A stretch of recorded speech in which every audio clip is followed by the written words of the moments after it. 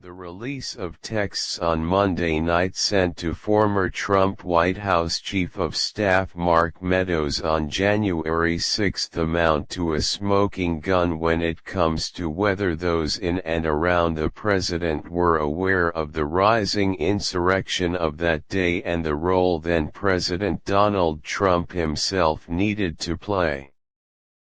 There was Donald Trump Jr., he's got to condemn this *TASAP.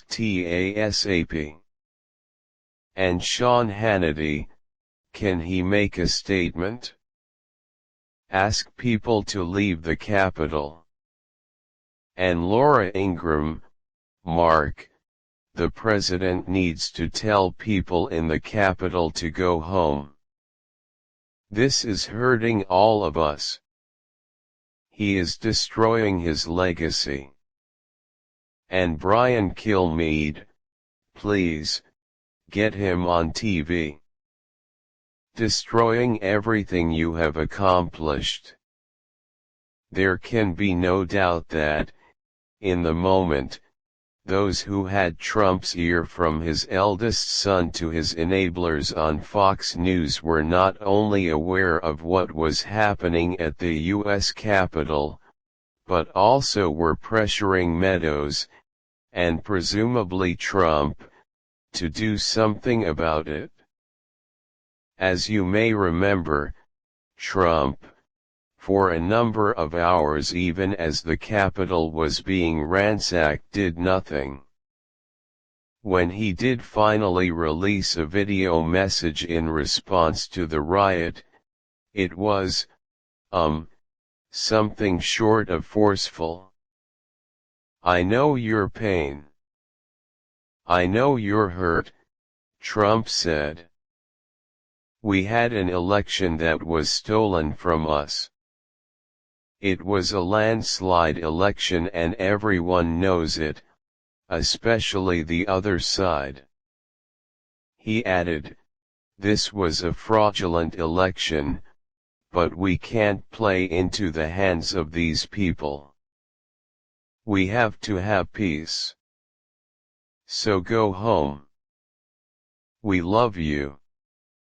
You're very special.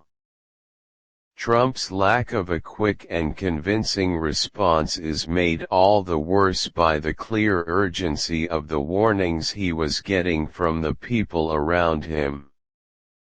The Meadows texts also provide a bitter rebuke to the attempted rewriting of that day not just by Trump, but also by his Republican enablers in Congress. Remember that House Minority Leader Kevin McCarthy has spent much of this year downplaying what Trump knew and when he knew it. What I talked to President Trump about, I was the first person to contact him when the riots was going on, McCarthy told Chris Wallace in April of his phone call with Trump that day. He didn't see it. What he ended the call was telling me, he'll put something out to make sure to stop this. And that's what he did, he put a video out later. That's, not what happened.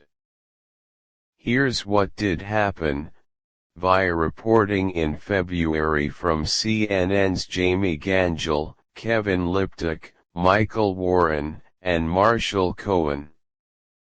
Speaking to the president from inside the besieged Capitol, McCarthy pressed Trump to call off his supporters and engaged in a heated disagreement about who comprised the crowd. Trump's comment about the would-be insurrectionists caring more about the election results than McCarthy did was first mentioned by Representative Jamie Herrera Beutler, a Republican from Washington state, in a town hall earlier this week, and was confirmed to CNN by Herrera Beutler and other Republicans briefed on the conversation. The point here is a simple one. Those closest to Donald Trump spent January 6 trying to make clear to him that what was happening at the U.S. Capitol needed to be stopped and that he was the only person who could make that happen. He spent hours refusing to do anything and, when he did finally put out a video calling for his supporters to disperse, it was sprinkled with talk of fraudulent elections and a result that was stolen from us.